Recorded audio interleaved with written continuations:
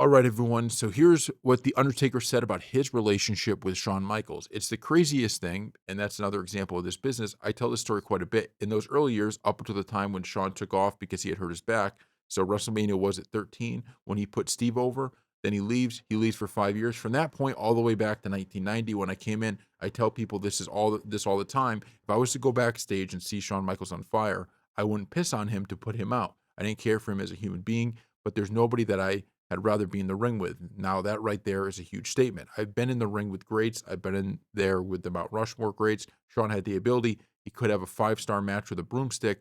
We just had this magic chemistry that I knew anytime that I was in a match with Shawn, all he had to do was be Undertaker, and he was going to be Shawn Michaels, and it was just going to go. So obviously, they have a better relationship now, which is great to hear. And Shawn Michaels has really, he always talks about how he's changed in a lot of ways. But it's crazy to me, wrestling is almost unlike any other business where, I mean, there is just so much controversy that you don't see on screen behind the scenes. And I guess during those times, maybe you saw a little bit more on screen, like, because they kind of took some of the backstage crap and they put into their promos and stuff like that. But think about being a part of this business. I mean, you got guys that are, especially during this time, they're taking all sorts of painkillers and drugs and shit like that. They're all pissed at each other. And all these guys, by the way, are, built athletes that it had to be a wild, wild thing. It had to really be one of the craziest experiences and not for the faint of heart, for sure. But, and on Shawn Michaels, this was the same thing with Bret Hart, with everybody, right? Shawn Michaels was just seemingly not a very great guy during this time.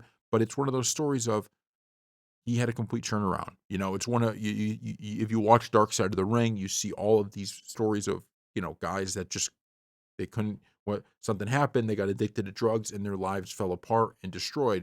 Shawn Michaels is the opposite of that. He's someone that was able to get through it, and it's a blessing that he did, and it's terrible for the ones who can't because it's not easy, and sometimes, it's almost impossible.